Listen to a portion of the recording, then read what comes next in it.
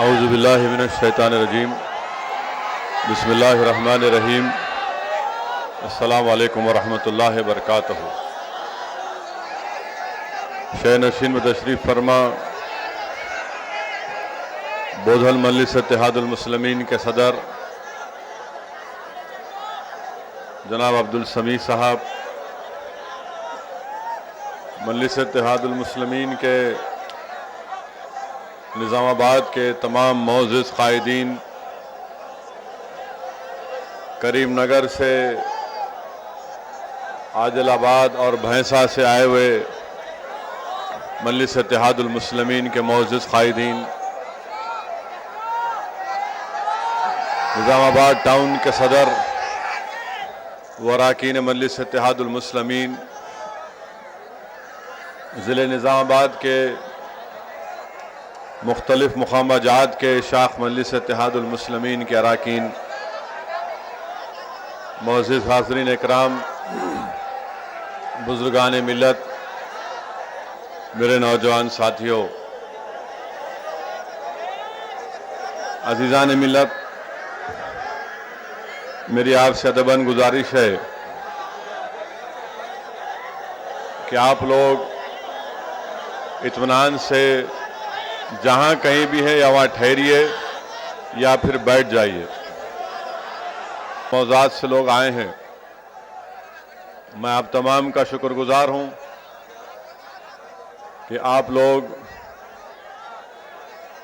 इतनी सर्दी में मजलिस इत्तेहादुल मुस्लिमीन के इस जलसे को कामयाब करने के लिए यहाँ पर आए।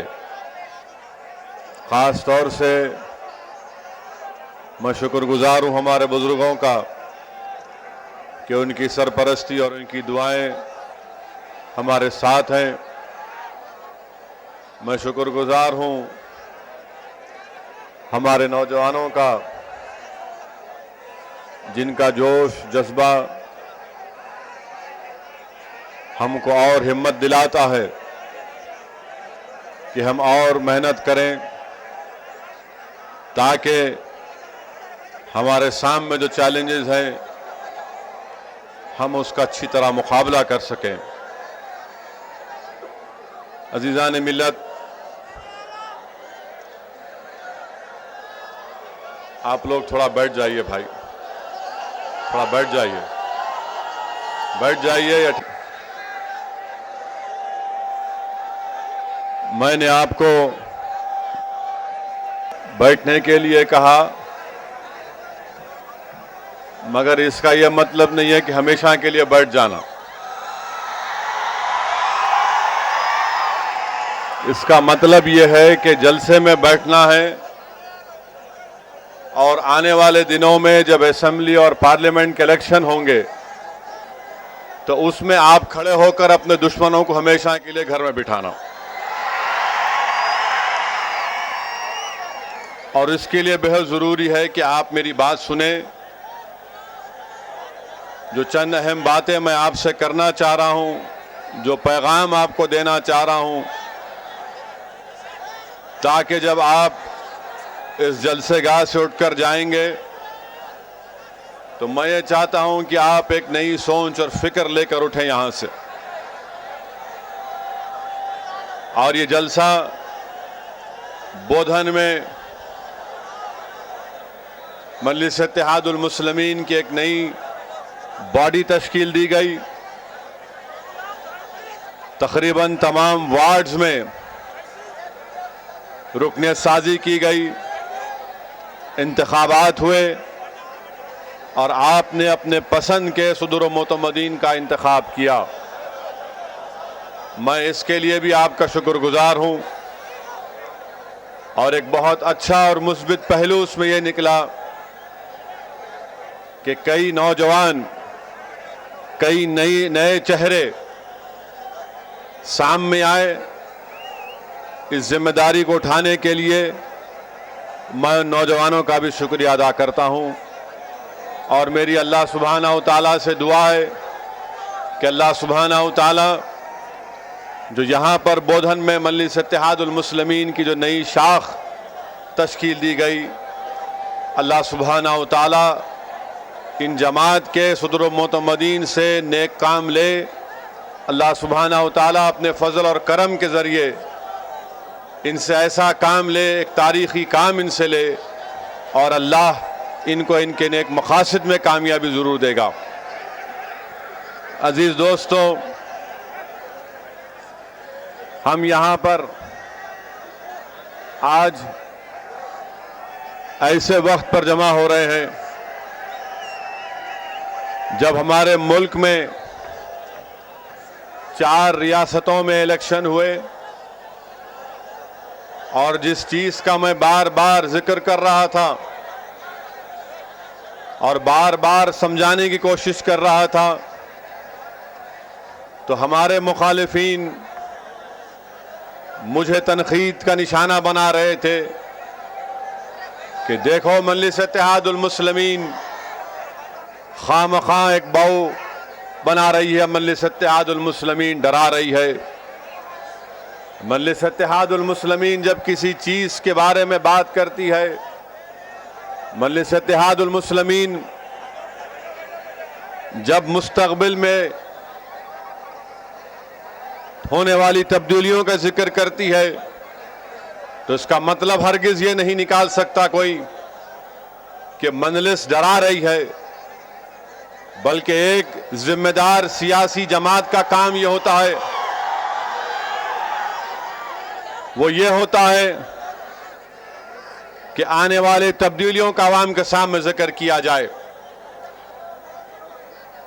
आज जो ये 4 रियासत के असेंबली के इलेक्शन हुए, क्या नतीजा निकला? नतीजा जो निकला उस पर हम तमाम को सोचने की जरूरत है। मैं हमारे मुखालिफीन से भी कहना चाहूंगा कि वो भी देखें और समझें। सिर्फ मजलिस की मुखालिफत तुम्हारी जिंदगी का मकसद हो सकता है, और मैं तुमको इस बारे में रोकूंगा भी नहीं, क्योंकि मुझे पूरा यकीन है अल्लाह सुब्हानहू व तआला की ज़ात पर, मुझे यकीन है मेरी जमात के रुफ़क़ा की सोच पर, उनकी मेहनत पर, और हमने हमेशा हर वक्त में, हर नाजुक वक्त में अपने मुखालिफीन को अल्लाह के फजल व करम से शिकस्त दी। मगर आज जो हमारे मुल्क में हालात पैदा हो रहे हैं, मेरे अजीज दोस्तों, मेरे नौजवानों, इसके ताल्लुक से आपको सोचना पड़ेगा। इसके ताल्लुक से हम तमाम को मिलकर एक मजबूत फैसला लेना पड़ेगा, और हम तमाम को उस फैसले का पाबंद होना पड़ेगा। ये 4 रियासत के इलेक्शन के नतीजे आए, जिसमें हम क्या देखते हैं कि कांग्रेस नाकाम साबित हुई बीजेपी को रोकने से।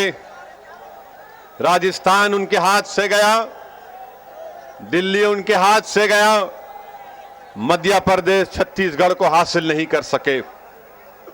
और मेरे अजीज दोस्तों, सबसे हैरत और अफसोसनाक बात यह है कि इन 4 रियासतों में करीब 590 असेंबली के सीटों के इंतखाबात हुए, और 590 में सिर्फ 8 मुसलमान जीत कर आए, जबकि अगर इन 4 रियासतों की आबादी, कुल आबादी को मिला दिया जाएगा तो मुस्लिम अक़लियत की आबादी करीब 7%, 7.5% के करीब होगी। आप अंदाजा लगाइए फ़िरक़ा परस्ती कितनी उरूज पर है, कितनी उरूज पर फ़िरक़ा परस्ती है कि हम 1% कामयाब होते हैं। और आज बीजेपी ये दावा कर रही है कि इन 4 रियासत के इलेक्शन में कामयाबी के बाद बीजेपी ये दावा कर रही है कि हिंदुस्तान में 2014 में वो अपनी हुकूमत को बनाएगी। मैं बीजेपी से कहना चाहूंगा कि बीजेपी वालों, तुम कोशिश कर रहे हो, हम जानते हो, मगर मुझे हिंदुस्तान की आवाम पर पूरा भरोसा है।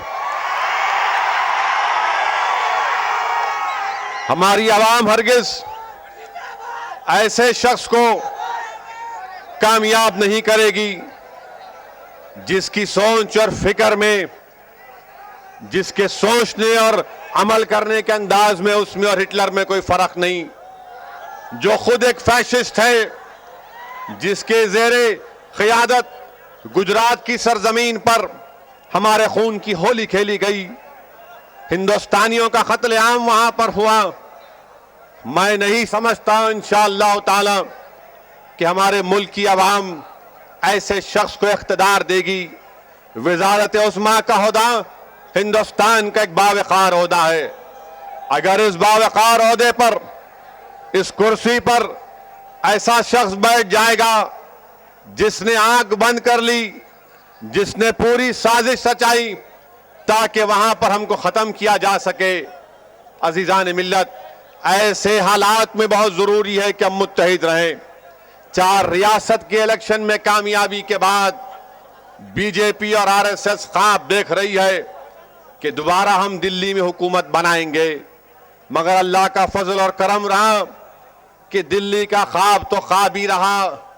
दिल्ली के उनके ख्वाब में कोई एक और निकल कर आ गया और वहां पर इनको कम से कम उनको वहां पर अब तक तो नाकामी हुई।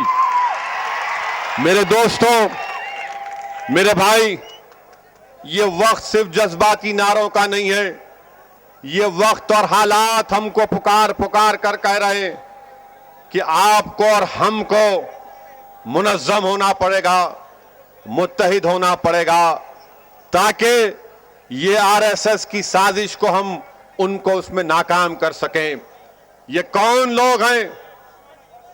क्या आप नहीं जानते कौन लोग हैं जो आज सरदार पटेल को अपना हीरो मानते हैं, जो सरदार पटेल के नाम पर लोगों से कह रहे हैं कि 2.5 किलोमीटर दौड़ो ताकि हम मुत्तहिद हो सके?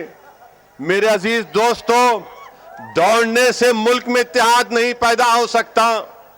किसी के नाम पर दौड़ने से मुल्क में इत्तेहाद नहीं पैदा हो सकता।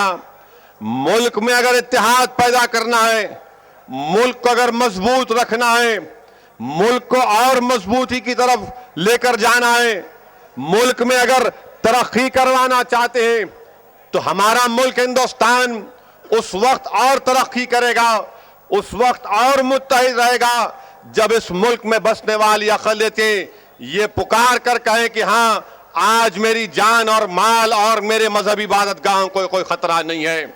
आज हमारी इबादतगाहों को खतरा है, आज हमारी शनाख्त को खतरा है, आज हमारी शरीयत को खतरा है। किन से खतरा है? इन लोगों से खतरा है जिनका एक प्रोग्राम है। क्या प्रोग्राम है इनका?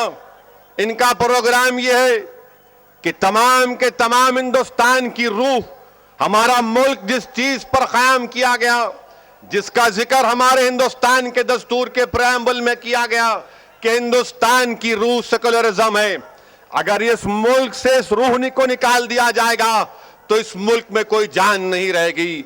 अगर इस मुल्क को इन लोगों से बचाना है, इन जानवरों से बचाने का है, तो याद रखो इस मुल्क को सेकुलर रखना पड़ेगा और तभी जाकर ये मुल्क तरक्की करेगा।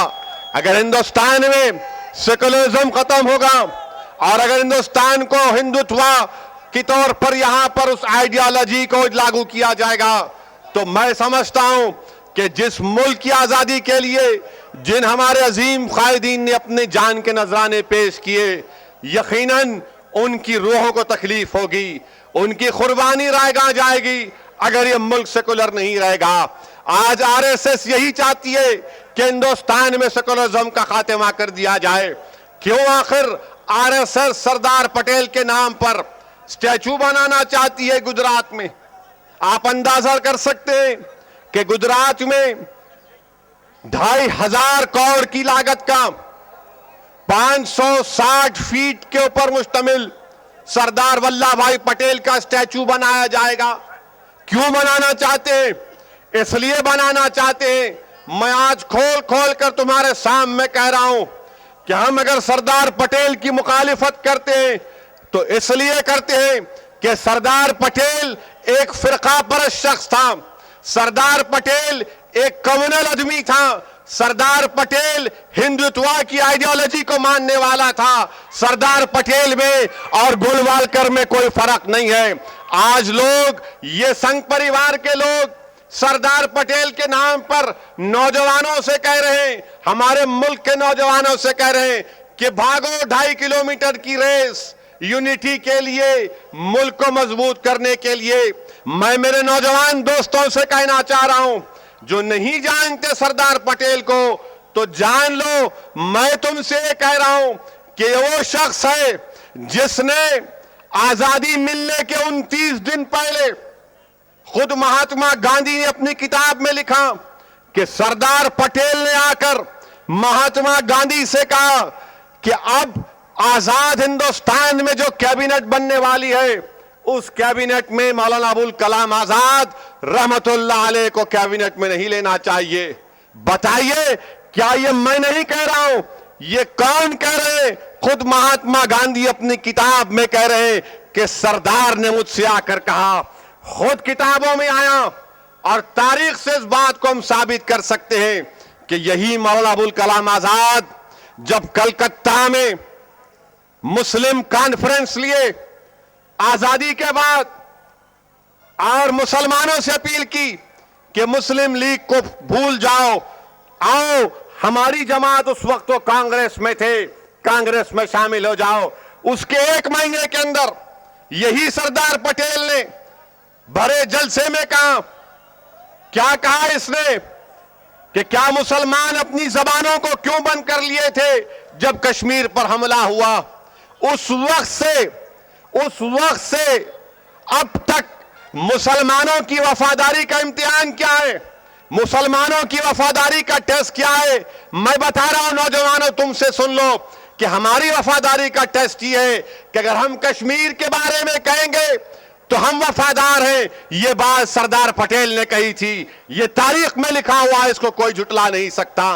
और जो लोग आज सरदार पटेल के बारे में कह रहे हैं, अरे कांग्रेसियों, मैं तुमको चैलेंज कर रहा हूं, क्या जब पंडित नेहरू जब बैरूनी सफर पर गए तो क्या यही सरदार पटेल ने कांग्रेस की वर्किंग कमेटी में एक रेजोल्यूशन पास कराया और यह कहा कि आरएसएस और हिंदू महासभा के लोग कांग्रेस के मेंबर बन सकते हैं?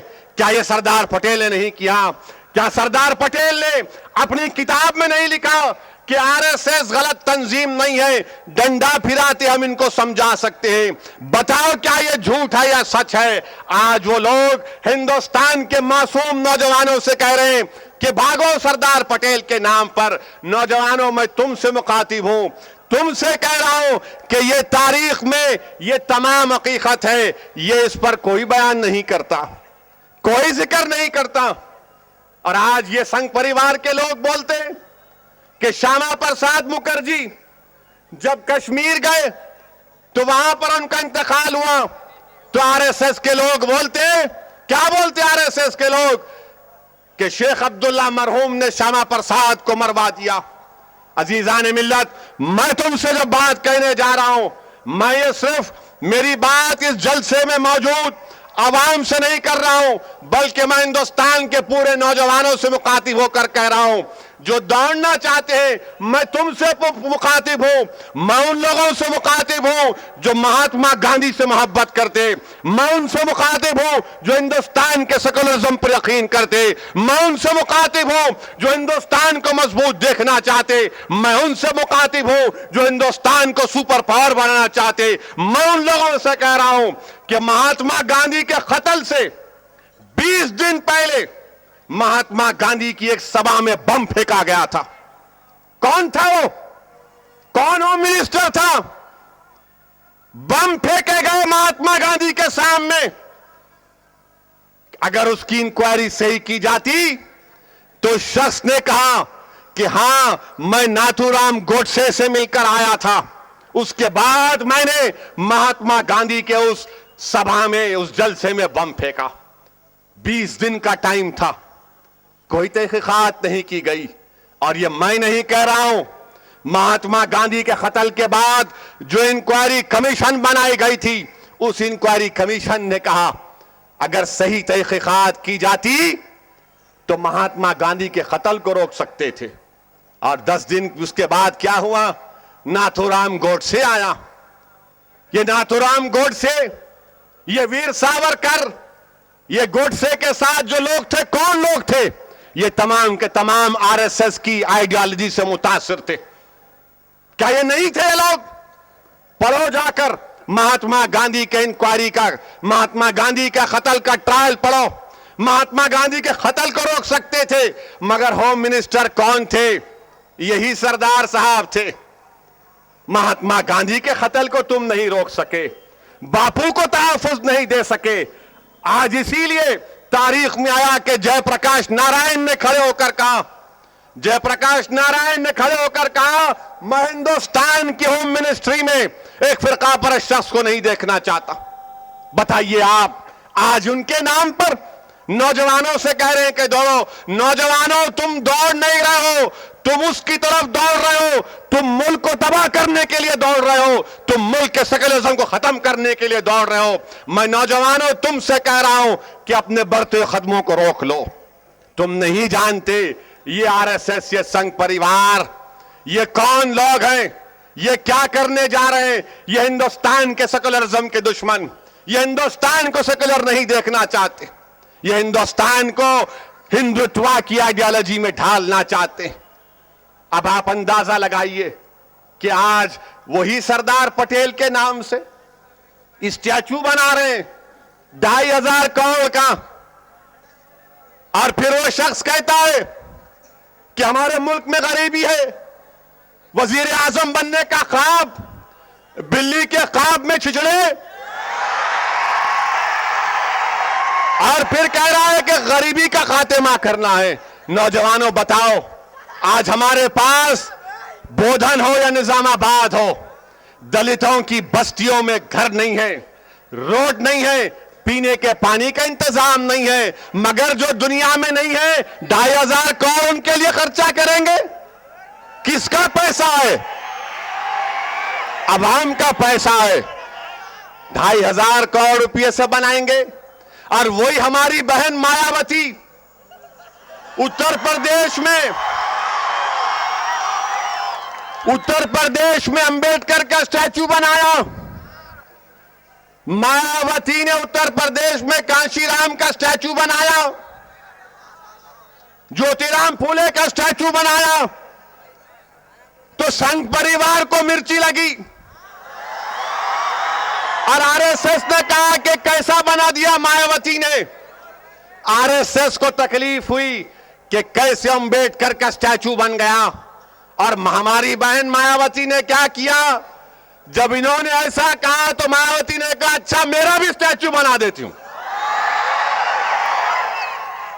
अब ये बोल रहे हैं कि हम पटेल का 2,500 करोड़ रुपये खर्चा करेंगे। किस लिए करेंगे मेरे भाई? 2,500 करोड़ रुपये क्या किसी के गरीब के घरों में बनाने इस्तेमाल नहीं किया जा सकता? मगर नौजवानों को भटकाया जा रहा है। इसलिए मेरे अजीज दोस्तों, मेरे नौजवानों, मैं आपसे कह रहा हूं कि होशियार रहिए। ये संघ परिवार, ये आरएसएस अपनी तमाम साजिश को, अपने तमाम मंसूबों में कामयाब होने की कोशिश कर रही है।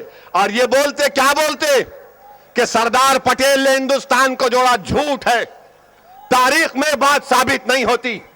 तारीख में बात साबित होती है कि मेनन ने और लॉर्ड माउंटबेटन ने जितनी मेहनत की, हिंदुस्तान में 565, हमारे मुल्क में आजादी के बाद उससे पहले 565 रियासतें थीं, उन तमाम को जोड़ने का काम इन दोनों ने किया।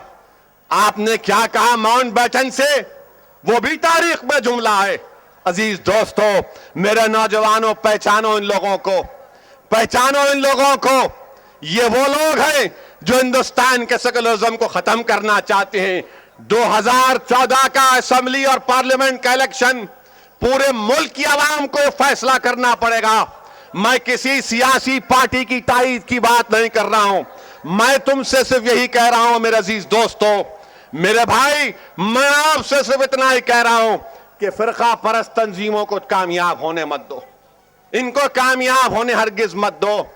ये वो लोग हैं जो बाबरी मस्जिद की जगह पर अपनी कुछ और चीज को, मंदिर को तामीर करना चाहते। कोर्ट का जजमेंट है, हम मानते, मगर सुप्रीम कोर्ट में चल रहा है, सुप्रीम कोर्ट में चल रहा है। और 4 रियासत में जीतने के बाद बीजेपी संघ परिवार के मुंह में लड्डू फूट गए और ये समझ रहे कि अब तो पूरा काम हो गया। नहीं, तुमने कांग्रेस को जरूर हराया, तुमने कांग्रेस को हराया। कांग्रेस में दमखम नहीं था वहां पर तुमसे मुकाबला करने के लिए। कांग्रेस में और हम में फर्क है, और वो फर्क ये है कि हम ठहर कर तुम्हारा मुकाबला करती है। हम 65 साल से तुम्हारा मुकाबला करती है। हमने कभी तुमको पीठ नहीं दिखाई, बल्कि कई मर्तबा तुमने हमको पीठ दिखाकर मैदान छोड़ना पड़ा। मैं तुमसे आज कह रहा हूं कि जमहूरी अंदाज में इंशाअल्लाह ताला आंध्र प्रदेश, महाराष्ट्र और कर्नाटका में जहां पर मजलिस इत्तेहादुल मुस्लिमीन की यूनिट्स हैं, वहां पर हम इनका जमहूरी अंदाज में ताक़ुब करेंगे, इनसे मुकाबला करेंगे। ये बाजा बजाने वाले मोदी का बाजा यहां नहीं बजने वाला है। मैं चैलेंज कर रहा हूं, मैं चैलेंज कर रहा हूं इंशाअल्लाह ताला कि आंध्र प्रदेश में आप देख लेंगे इंशाअल्लाह ताला, यहां से बीजेपी को एक भी पार्लियामेंट की सीट नहीं लाने देंगे, एक भी नहीं लाने देंगे इंशाअल्लाह ताला। कोशिश कर लो, मैं तो चैलेंज कर रहा हूं, अगर आरएसएस में दम है तो हैदराबाद में आकर हमसे मुकाबला करें, हम तुमको बताएंगे क्या होगा। आओ आकर हमसे मुकाबला करो। मगर मेरे भाई, मेरे नौजवान साथियों, ये हमसे मुकाबला नहीं करेंगे, ये हमसे मुकाबला नहीं कर सकते। इनके पास किसको लेके आएंगे? इनके पास इनकी सफों में जो ईमान फरोश हैं, जो जमीर फरोश हैं, जो मीर जाफर और मीर सादिक के लुत्फे से पैदा हुए, इनको लाके खड़ा करेंगे हमारे सामने, इनको लाकर खड़ा करेंगे। ठीक है, आइए आप अपनी नाजायज औलाद को भी खड़ा कर लो। इन अल्लाह की जात पर हमको पूरा भरोसा है कि अल्लाह तुमको शिकस्त देगा। मगर मेरे अजीज दोस्तों, मेरे नौजवानों, मेरे बुजुर्गों, मेरी इज्जतदार मां और बहनों, हमको इत्तेहाद का बेहतरीन सबूत देना पड़ेगा, हमको इत्तेहाद का बेहतरीन सबूत देना पड़ेगा। आप देखिए, आज कांग्रेस बोलते थे, क्या हुआ कांग्रेस को? कहां गया कांग्रेस? मुकाबला नहीं कर सके आप, कहां गए आप? धज्जियां उड़ गई राजस्थान में, मध्य प्रदेश में नाम निशान, छत्तीसगढ़ में। अरे कांग्रेसियों, छत्तीसगढ़ में तुम्हारे बड़े बड़े कायदीन मारे गए, मौत के घाट उतार दिए गए। कम से कम तुम उनको तो खिराज अकीदत पेश करते कामयाब करवा कर, मगर वहां पर भी इनको नहीं सुधरा।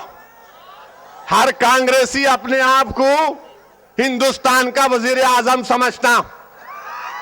हर कांग्रेसी को आप देखो ऐसा बात करता उन्हें कि उससे ज्यादा अक्लमंद कोई नहीं है। हर कांग्रेसी को आप बात करके देखो, उन्हें बोलता सारी दुनिया का इल्म मेरे को है, किसको भी नहीं है। ऐसा नहीं है प्यारे, वक्त बदल चुका, हालात बदल चुके। ये मुल्क में एक नई तब्दीली आई है, इसको तुमको समझना है। तुम 1970 और 80 की सियासत में हो, ये 2013 है। ये 1980 और 90 का, 70 और 80 का ब्लैक एंड व्हाइट टीवी का जमाना नहीं रहा। ये 2013 का इंटरनेट का जमाना है।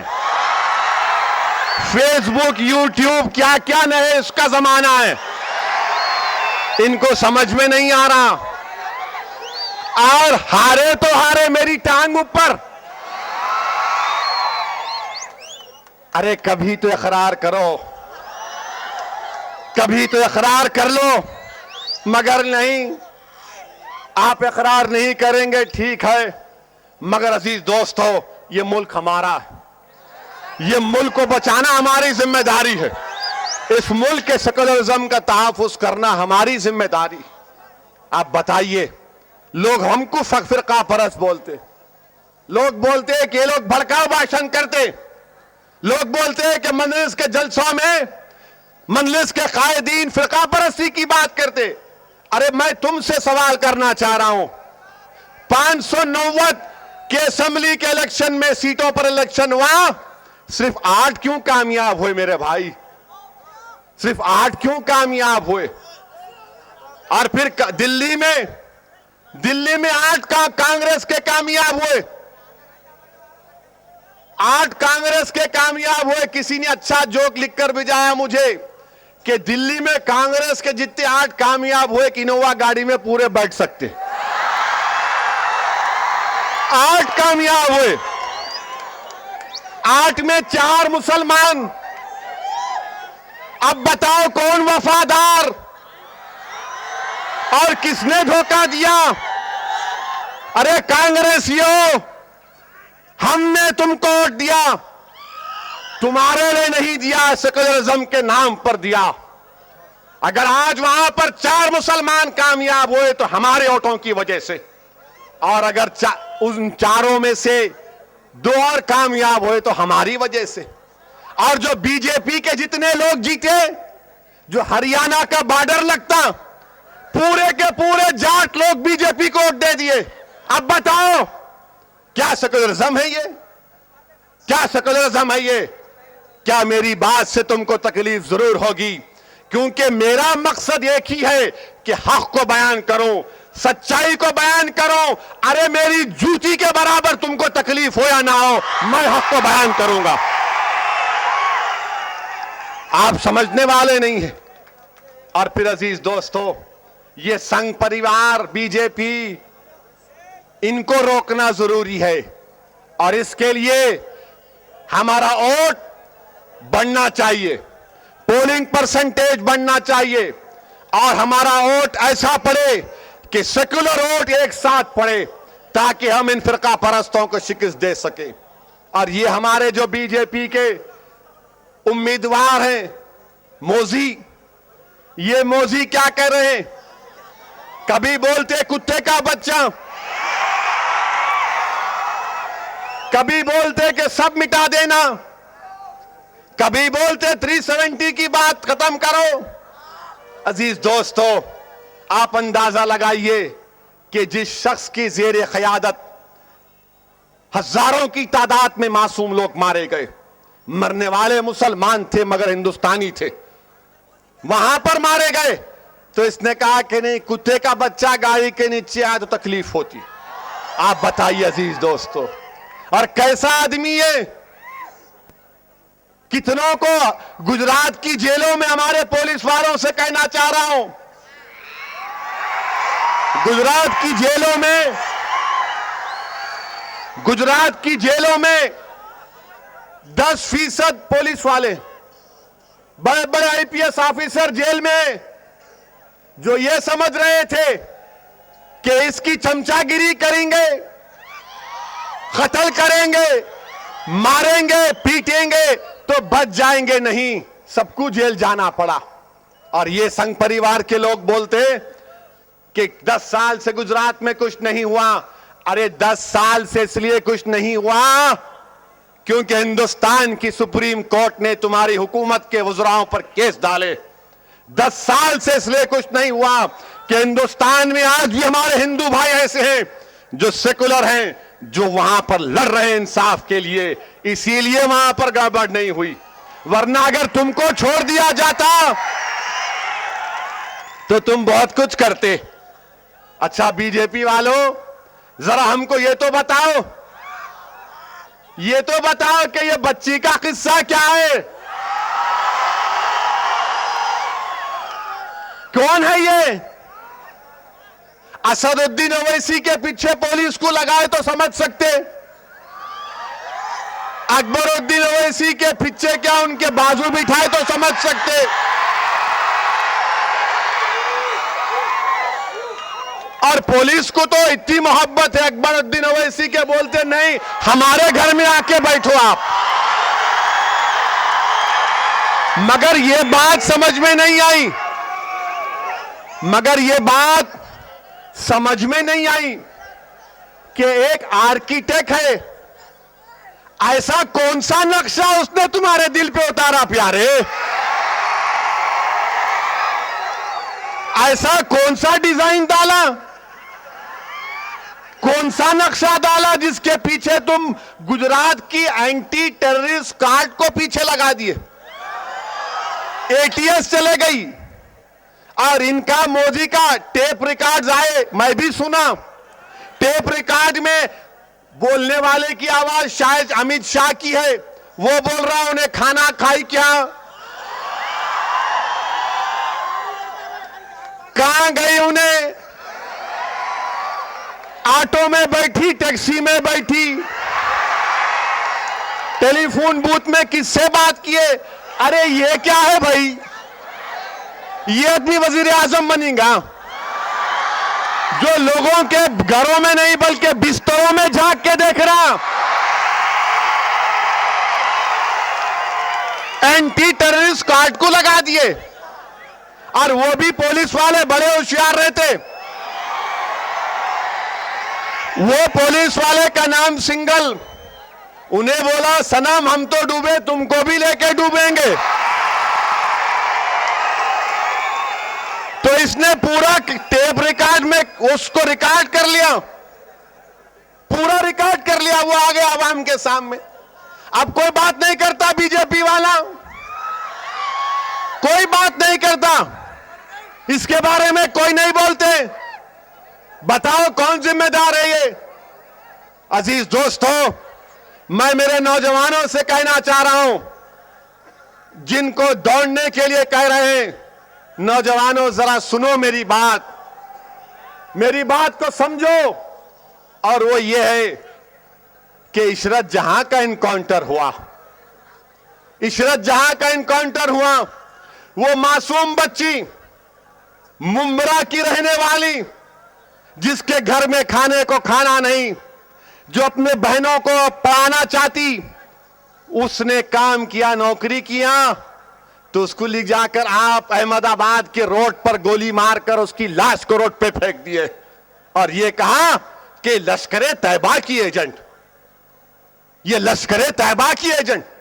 बताइए अजीज दोस्तों, एक बच्ची हमारी जो निकलती है काम करने के लिए, उसको आप गोली मार दिए, उसके पीछे सिक्योरिटी कहीं क्यों नहीं लगाए? एहसान जाफरी का कत्ल हुआ गुलबर्ग सोसाइटी में, वहां पर सिक्योरिटी नहीं लगाई। नरोडा पाटिया को मैं जाकर देखा, नरोडा पाटिया की 2 किलोमीटर की रोड पर जितने कारखाने थे, दुकान थे, घर थे, पूरे जलकर राख का ढेर बन गए, वहां पर सिक्योरिटी नहीं लगाई। सोहराबुद्दीन को मार दिया, तो सोहराबुद्दीन की बीवी तो कोई माफिया लीडर नहीं थी, उसको गोली मारकर उसके जिस्म को जला दिया गया। आज तुम वहां पर सिक्योरिटी नहीं देते। ये इसलिए कह रहा हूं मेरे अजीज दोस्तों, मेरे भाई, मैं इसलिए कह रहा हूं कि तुम अंदाजा लगाओ इस शख्स की सोच का। कोई नहीं कहता इसके बारे में इतना खुल के, डरते बोलने के लिए। हम इन लोगों से डरने वालों में नहीं हैं, हम अल्लाह से डरने वाले हैं।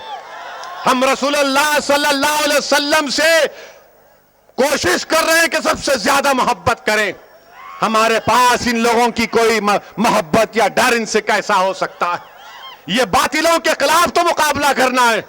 यही मजलिस इत्तेहादुल मुस्लिमीन का काम है कि इन लोगों के बारे में लोगों को बताया जाए, पूछा जाए, अरे तुमने क्या किया गुजरात में? कितने नौकरियां हैं?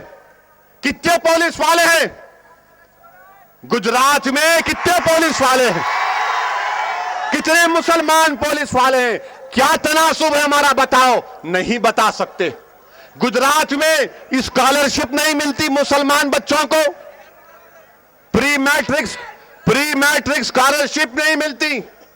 ये कल तक कह रहे थे सच्चर कमेटी, मगर यही मोदी की हुकूमत ने सुप्रीम कोर्ट में अपील दायर की और यह कहा कि सच्चर कमेटी गलत है, हम मुसलमानों को स्कॉलरशिप नहीं देंगे प्री मैट्रिक की। जबकि सारा मुल्क कह रहा है, तहकीक करके रिपोर्ट आ गई कि सबसे ज्यादा स्कूल से बाहर जो बच्चे हैं वो मुस्लिम अकलियत के हैं। सबसे ज्यादा स्कूल से बाहर जो बच्चे रोडों पर फिर रहे, कारखानों में काम कर रहे, जिनकी उम्र 10 और 12 साल की है, वो स्कूल में नहीं है तो गुजरात में। तो ये मोदी कहता नहीं देंगे स्कॉलरशिप। आप अंदाजा लगाइए, ये कहते हैं कि सबका विकास सबके साथ। अरे कहां का विकास, किसके साथ? तुम खाली अपना विकास की बात कर रहे हो, तुम किसका साथ देने की बात कर रहे हो? इसलिए मेरे अजीज दोस्तों, और ऐसा आदमी मोदी को यह भी नहीं मालूम, मैं इस मजमे से पूछूंगा, महात्मा गांधी का पूरा नाम क्या था?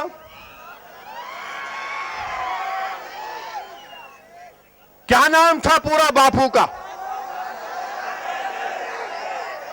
हां, इन्हों क्या बोले मोदी? मोहनलाल। अरे तेरे कितने लाल है? कितों के लाल का लाल है तू? जिसको बाबा कौम का नाम याद नहीं है, उन्हें वजीर आजम बनने का ख्वाब देख रहा। और फिर इन्हों सेकुलर हम फिरका परस्त। अच्छा, फिर दूसरी बात, बीजेपी के बानियों में श्यामा प्रसाद मुखर्जी का नाम आता है। ये वही श्यामा प्रसाद मुखर्जी जो हिंदू महासभा के, और उसका नाम नहीं मालूम। श्यामा प्रसाद मुखर्जी को शर्मा बोल दिए। अरे किस किस को लाल शर्मा क्या क्या है? ये तहकीक करना पड़ेगा, कहीं ना कहीं कनेक्शन है दूर जाके। ये इनका सोच, इनकी नॉलेज। अलेक्जेंडर कहते गुजरात को नहीं आया, बिहार को नहीं आया। अरे आप वजीर आजम बनेंगे? कौन सी हिस्ट्री ज्योग्राफी की बात कर रहे हैं आप? ऐसे आदमी को बना दिए और ये कांग्रेसी इससे मुकाबला नहीं कर सक रहे।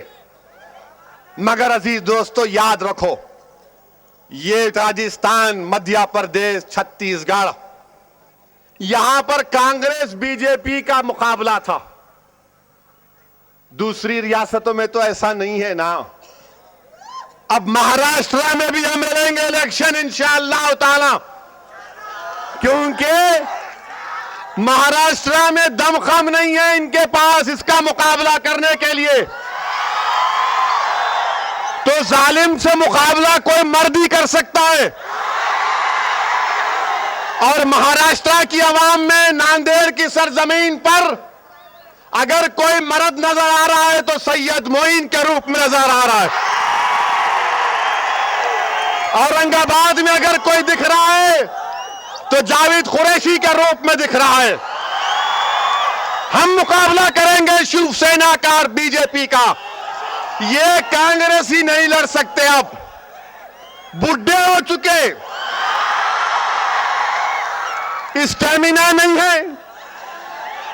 खाली टीवी कैमरा के सामने आके बोल देना, ऐसा कर देना, वैसा कर देना।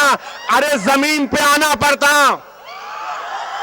दौड़ना पड़ता, पसीना बहाना पड़ता, खून बहाना पड़ता, पुलिस की लाठियों का शिकार होना पड़ता, जेल को जाना पड़ता, तब जाकर आवाम अपना दिल देती। यहां कुछ भी नहीं है, यहां कुछ भी नहीं है। आज महाराष्ट्र में मजलिस मुकाबला करेगी इंशाअल्लाह ताला।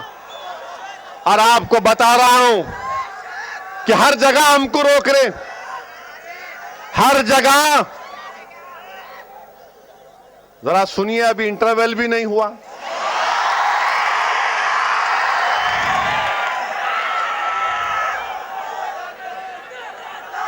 हाँ, नारे मारेंगे, ठहरिए, सुनिए मेरी बात सुनिए।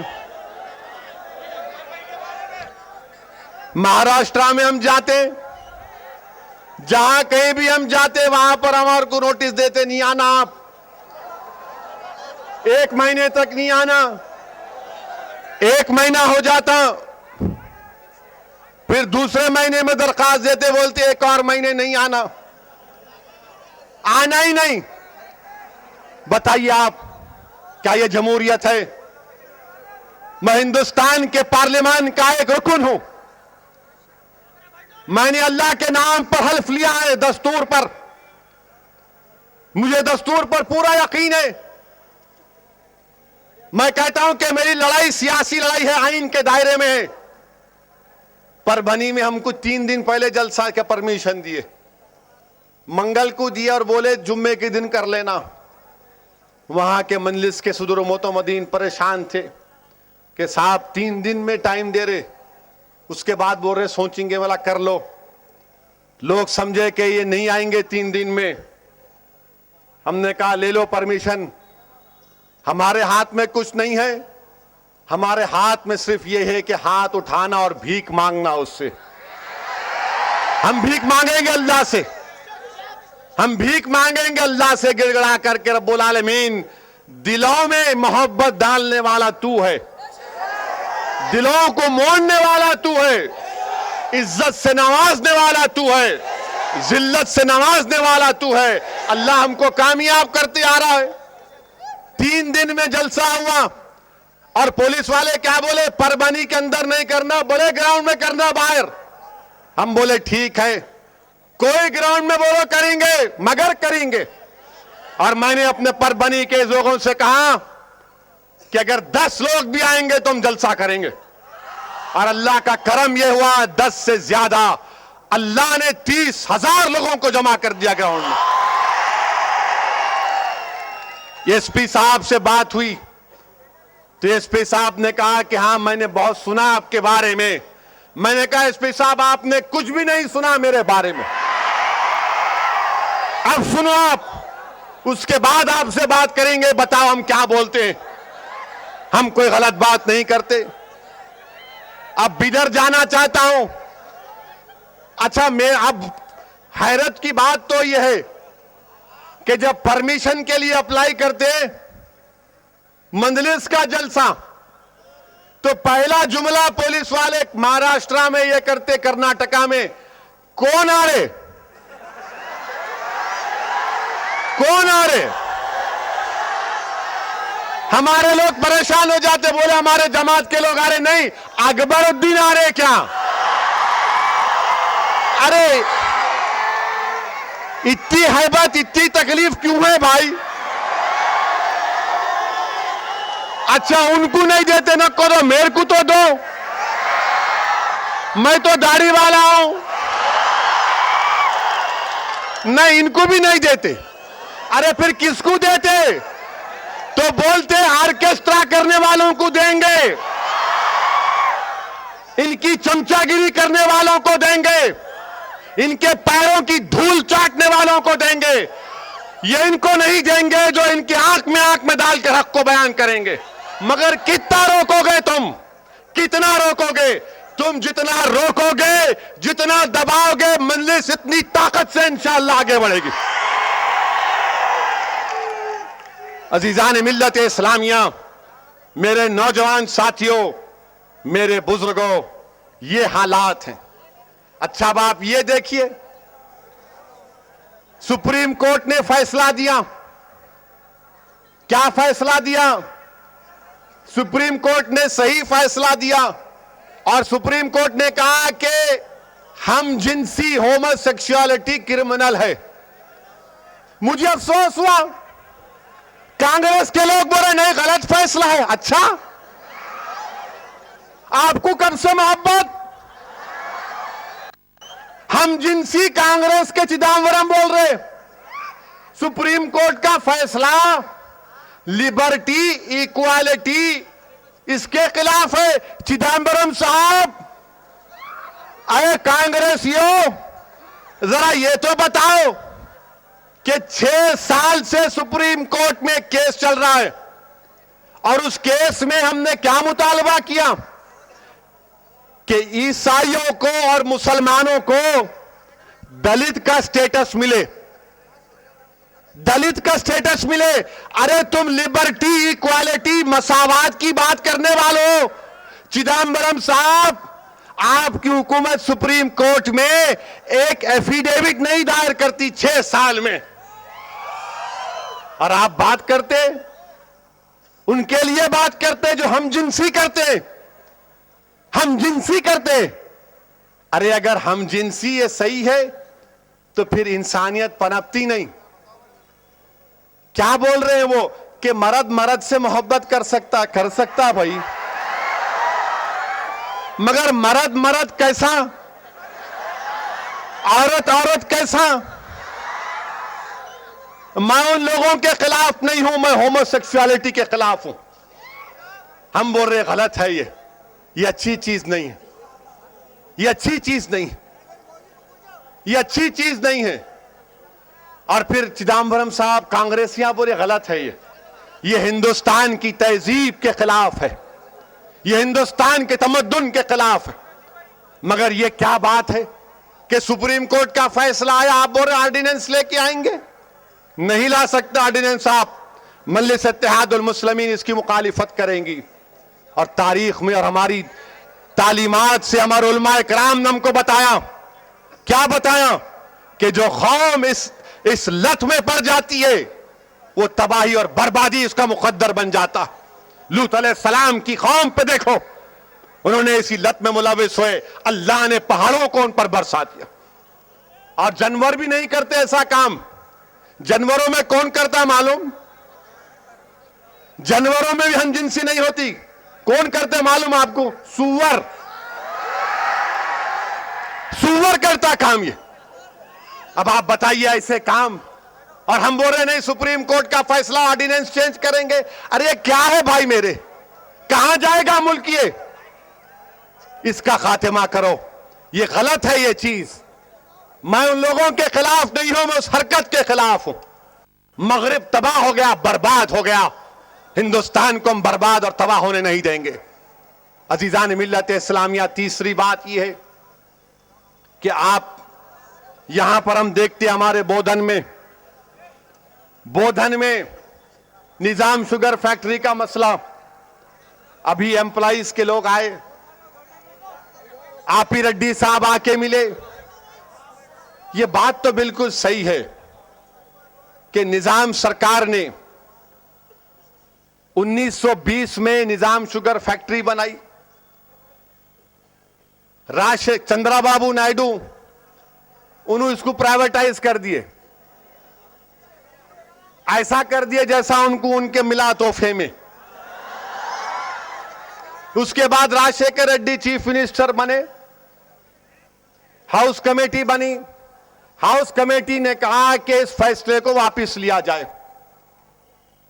65 या 70 करोड़ में उसने खरीदा था, अब तक 1 करोड़ रुपए दिया उन्हें खाली। क्या बाप की जागीर है राजू की? अच्छा, तेलंगाना से मोहब्बत, तेलंगाना का नाम लेने वालों, क्या तुम्हारे को निजाम शुगर फैक्ट्री के उन एक लोगों से मोहब्बत नहीं है? वो 70 लोग जो खुदकशी कर लिए उनसे मोहब्बत नहीं है? कहां गई तुम्हारी तेलंगाना की मोहब्बत? तुम्हारा गाना कहां? तुम्हारी गीरत कहां? वो जमीन को 70 करोड़ में से 1 करोड़ रुपए दिया उन्हें, ऊपर से बैंक में वो रख के करोड़ रुपए, 200 करोड़ रुपए उठा लिया उन्हें। अरे ये क्या है भाई? ये खुली चोरी है। और हम जो है, अगर बोधन में शादी की बारात निकली तो हमारे नौजवान जरा जोश में आके लकड़ी को लेकर तलवार समझ के नाचना शुरू कर दिया तो पुलिस पहुंच जाती। तू चाकू निकाला क्या? अरे लकड़ी है, भाई की शादी है, खुशी का मौका है तो नाच रहा हूं। बोले नहीं, वो निकाला क्या? अरे क्या है भाई? उन्हें 70 करोड़ रुपए में लेके 300 करोड़ रुपए बैंक से उठा लिया। वो चोरी नहीं है, हम खाली जरा घूर लिए तो 70B का केस, 324 आईपीसी, अरे 420 बुक करना था राजू के ऊपर, 420 लगा के जेल में डालना था उसको। अंदर जो स्क्रैप था वो 30-40 करोड़ रुपए में बेच दिया। समीर साहब बोल रहे कितने में बेचा? 50 करोड़ में स्क्रैप बेचा कहते। अरे ये डील हमारे को देना था ना। अरे चोरा चोरा मिलके गांव बांट रहे, और हम जो है खाली गन्ना हाथ में लेके देख रहे कब चाबूंगा जब चाबूंगा। इन्हों गन्ने की खेत खा गए, फैक्ट्री खा गए, क्रशर खा गए, गेस्ट हाउस खा गए, जमीनात खा गए। अरे क्या गारत का गड़ा है तेरा राजू, बढ़ता नहीं।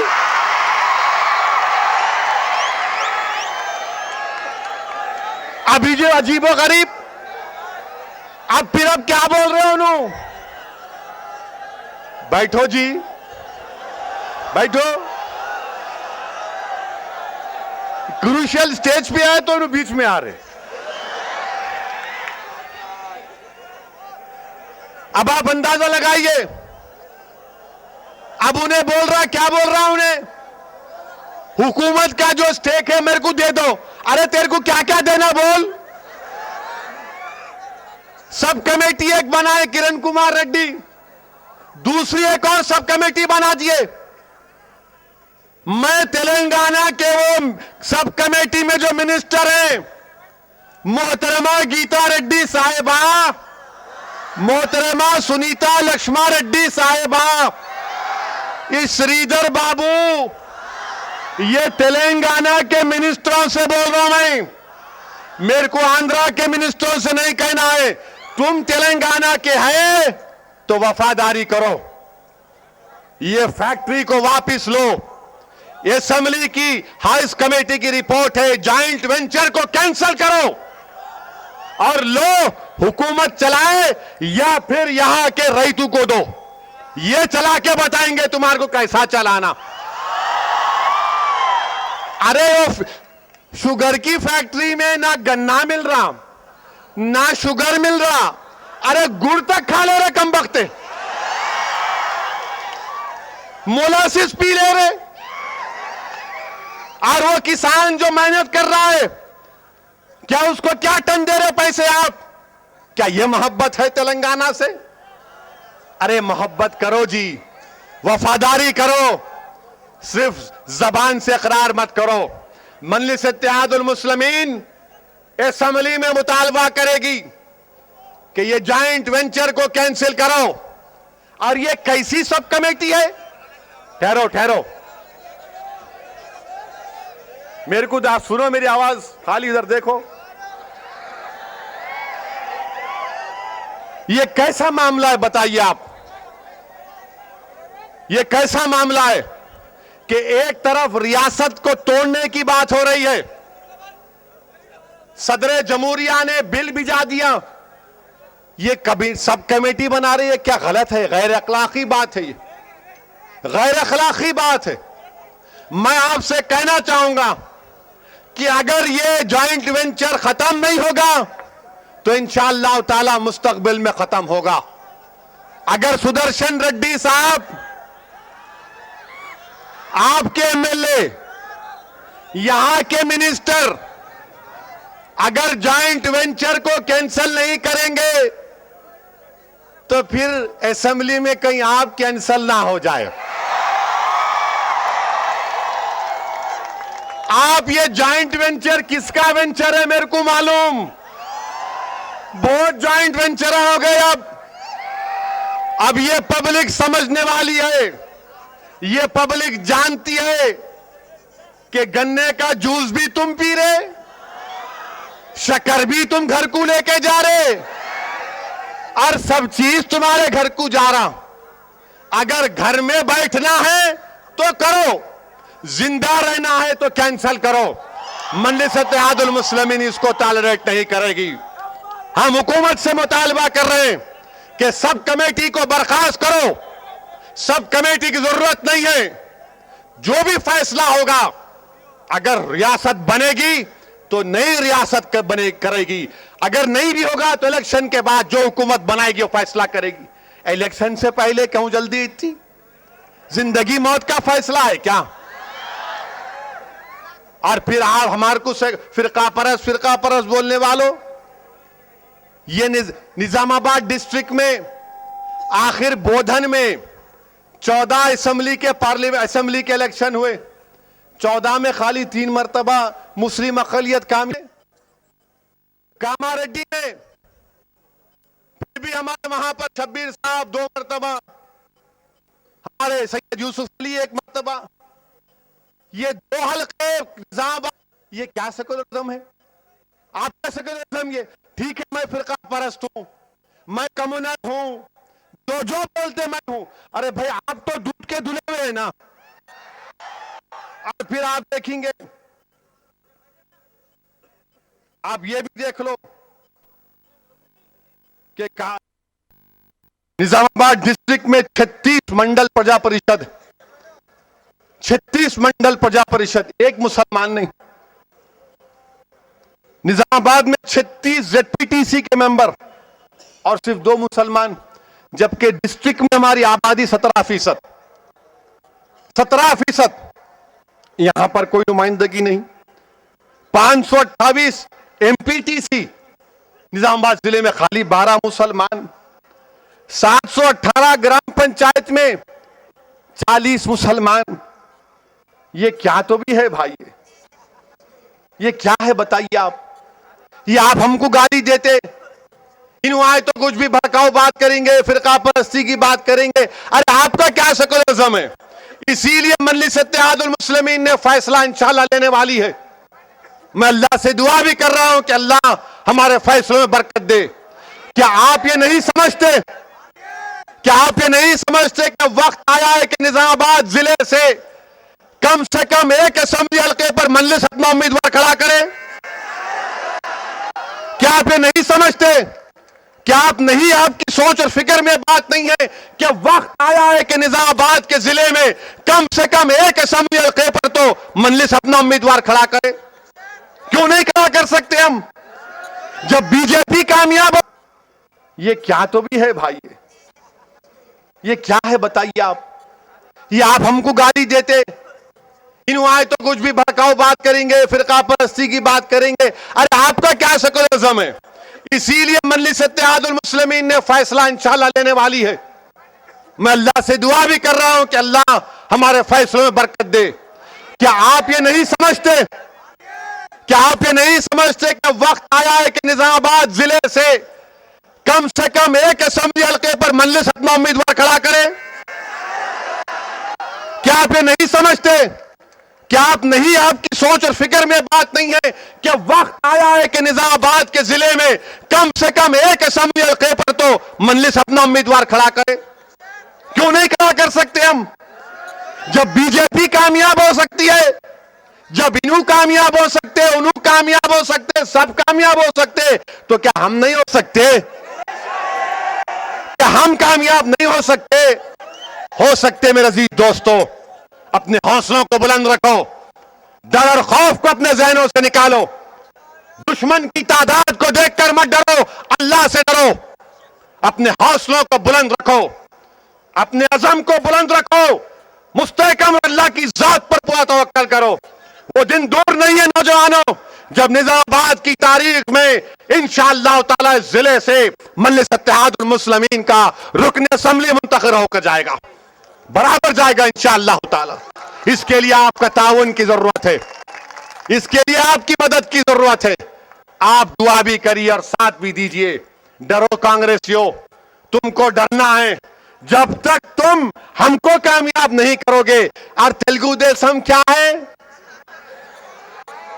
बेचारा उन्हें अब बीजेपी के वहां चले गए, उन्होंने मध्य प्रदेश गए, भोपाल गए। भोपाल शिवराज चौहान की हल्फ बर्दारी तकरीब में नायडू साहब गए। वहां जाके देशवास कोई बोले मेरे को ख्वाब देखेगा ते अब मैं भी सीएम बनता हूं। अरे ख्वाब देखना तो आपका इख्तियार जरूर है, ख्वाब देखने के लिए पैसों की जरूरत नहीं पड़ती। ख्वाब है आपका, आपका ख्वाब ख्वाब ही रहेगा। मोदी से आपने तायद की, अब फिर मोदी की तायद की बात सोच रहे और ये बोल रहे कि कैसा करेंगे, मैं 10 साल से इख्तिदार पर नहीं हूं। अरे इख्तिदार की बात मत करो, सेकुलरिज्म की बात करो। कैसे तेलुगु देशम उनका साथ देगी और चंद्रबाबू नायडू मोदी से हाथ मिला रहे, मोदी के बाजू बैठ रहे, मोदी के गले में हाथ डाल रहे। अरे कहां हाथ डालेंगे तुम?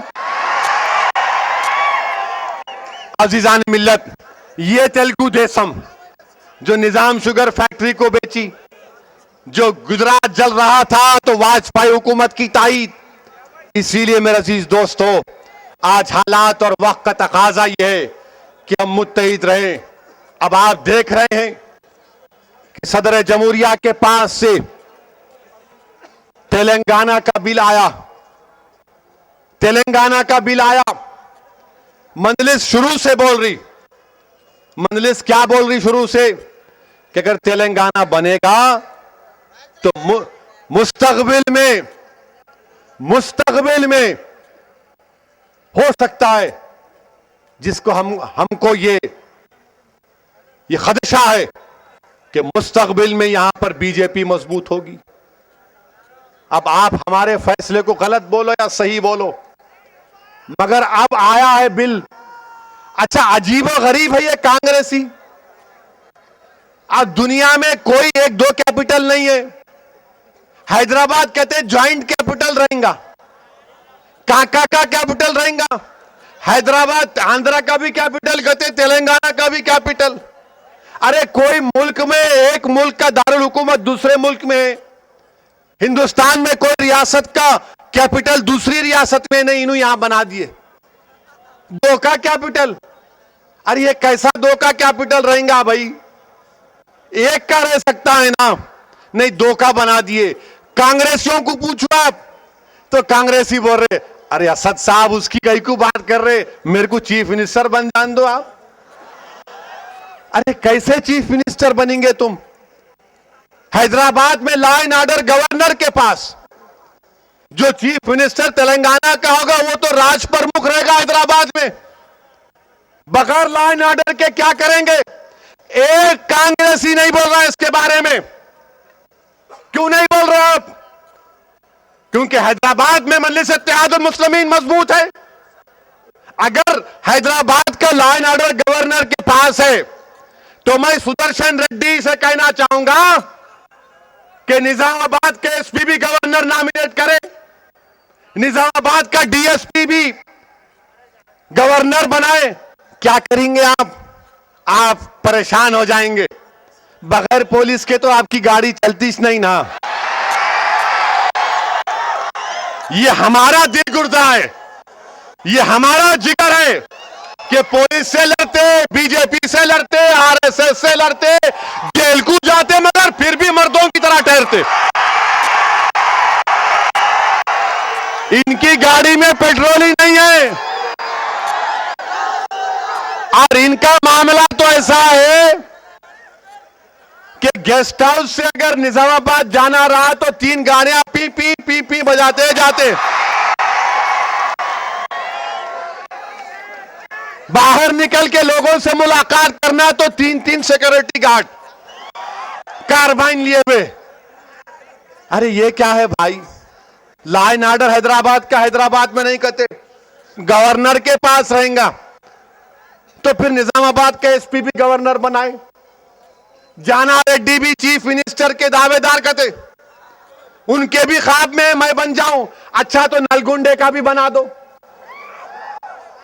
खम्मम का भी बना दो, मेदक में भी बना दो, वहां पर भी डिप्टी चीफ मिनिस्टर बोल रहे, गीता रेड्डी बोल रहे मैं भी चीफ मिनिस्टर। अच्छा है भाई, आपका भी एसपी गवर्नर बनाएगा। क्यों बनाएगा? तो हैदराबाद में बोलते सीमा आंध्रा के लोग हैं, सीमा आंध्रा के लोग हैं तो क्या खतरा है उनको?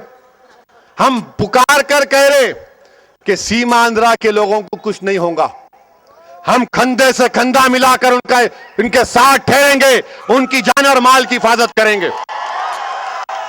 अगर वही बात सही है तो क्या ये कनाल के अतराफ में आंध्रा के लोग नहीं है? निजाम सरकार लेके आए थे ना। ये मांडवा वेंकटेश्वर राव उन्हों कहां के है? वहीं के छे ना, वहां से आए उन्हों, उनके बाबा दादा यहां के हो गए उन्हों। वहां पर आप बात नहीं करते। क्या कोदार नलगुंडे में आंध्रा के लोग नहीं बचते? क्या जाना रेड्डी साहब वहां पर एसपी नहीं बन सकता गवर्नर के जरिए? क्या मेदक में सीमांध्रा के लोग नहीं है? लॉ एंड ऑर्डर नहीं हैदराबाद में। अरे हैदराबाद का लॉ एंड ऑर्डर तो नहीं रहेगा इंशाअल्लाह गवर्नर के पास।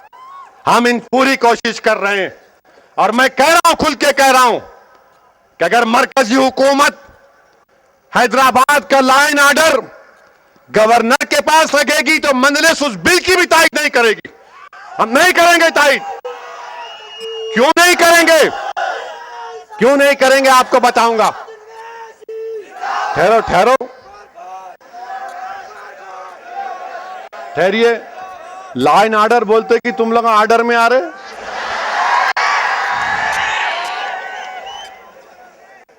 इसलिए हम मुखालिफत कर रहे। कांग्रेस की हुकूमत क्या बोल रही? मनमोहन सिंह साहब क्या कर रहे? गवर्नर कहते लॉ एंड ऑर्डर का इंचार्ज, वह दिल्ली से बोल रहे कि 2 एडवाइजर आएंगे। अब ये एडवाइजर है, जोकर आएंगे, इन्हों आएंगे, कहते इन्हों गवर्नर को बोलेंगे। अरे अहमकों की दुनिया में बसने वालों, हिंदुस्तान का दस्तूर ये बोलता है लिस्ट टू जो है आइन में, उसमें आप छीन नहीं सकते उसको। लॉ एंड ऑर्डर स्टेट का सब्जेक्ट है। अगर हैदराबाद का लॉ एंड ऑर्डर गवर्नर के पास रहेगा तो फिर ये एसआई की तनख्वाह कौन देगा? एसआई का प्रमोशन कौन करेगा? सर्विस रूल्स कौन बनाएंगे? देखो आप, जरा एक मिनट मेरे भाई, मेरी इस बात पे पूरी पुलिस वाले मुस्कुरा रहे। देखो आप, क्योंकि हम सही बोल रहे। उनको भी मालूम ये गलत है, बोल नहीं सकते ना, अंदर से बोलते हमारे को। और हमारे को क्यों बोलते? क्योंकि इन्हीं बोलने वाले दूसरे गुंगे हो चुके इख्तिदार के वश में। दूसरे खाली चीफ मिनिस्टर बनने का ख्वाब देख रहे। मैं बन गया तो आता मेरे को। अरे law and order state subject है, स्टेट सब्जेक्ट। लिस्ट 2 आप देखिए। आप अगर ये पार्लियामेंट में ये बिल जाएगा तो कोई उठ के बोलेगा, 1 मिनट मेरे भाई, मैं खत्म कर रहा हूं 10 मिनट में।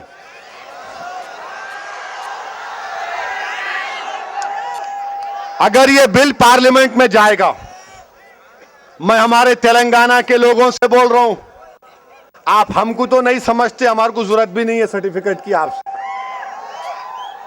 अगर ये बिल पार्लियामेंट में गया, मैं आपको गारंटी से बोल रहा हूं, आज चीफ मिनिस्टर एक बयान दिए, चीफ मिनिस्टर होशियारी का बयान दिए, उन्होंने इशारों में बात कर रहे, हम समझ गए। लिस्ट 2 को अगर छीटे आप तो कॉन्स्टिट्यूशनल अमेंडमेंट, दस्तूरी तरमीम की जरूरत। दस्तूरी तरमीम माने 2/3 मेजॉरिटी होना। रियासत को अगर बनाने का है तो सिंपल मेजॉरिटी। अब आप बताओ किसकी नीयत अच्छी है बुरी? लिस्ट 2 अमेंडमेंट की बात आप कर रहे हैं, ये कॉन्स्टिट्यूशनल अमेंडमेंट है। जॉइंट कैपिटल का तस्वुर नहीं है कॉन्स्टिट्यूशन में, कॉमन गवर्नर का तस्वुर नहीं है दस्तूर में। और रे अक्ल से महरूम लोगों, हाई कोर्ट क्या कर रहे तुम लोग? हाई कोर्ट निकालो ना, लेकर जाओ हाई कोर्ट। बोले नहीं, ये धोखा दे रहे आप। और याद रखो, बगैर हैदराबाद के कैका का गाना, कैका तेलंगाना। हैदराबाद है तो तेलंगाना है, हैदराबाद नहीं है तो गाजर की पुंगी है। हैदराबाद है तो तेलंगाना में काम होगा, तरक्की होंगी, कुछ भी होगा। आपके पास क्या है भाई? क्या सिंगारेनी की रॉयल्टी पे आप तेलंगाना चलाएंगे? अच्छा, फिर मैं ये पूछना चाहता हूं, आपके मुकामी एमएलए वजीर ज़राअत आपाशी, हाँ वजीर आपाशी, अब उनसे मैं पूछना चाहता हूं, ये मैनेजमेंट बोर्ड बना रहे आप पानी के लिए, कृष्णा पे मैनेजमेंट बोर्ड बनाएंगे? अरे क्या हो रहा है भाई? याद रखो, ये धोखा होगा इस सरजमीन के लिए। लोग तरसेंगे, यहां का किसान तरसेगा। क्या हमारे पास, हम नहीं देख रहे पड़ोस में क्या हुआ?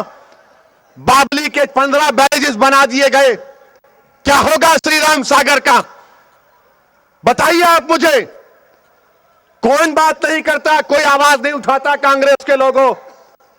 तुम सिर्फ इख्तिदार की हवस में इस आवाम को धोखा दे रहे हो।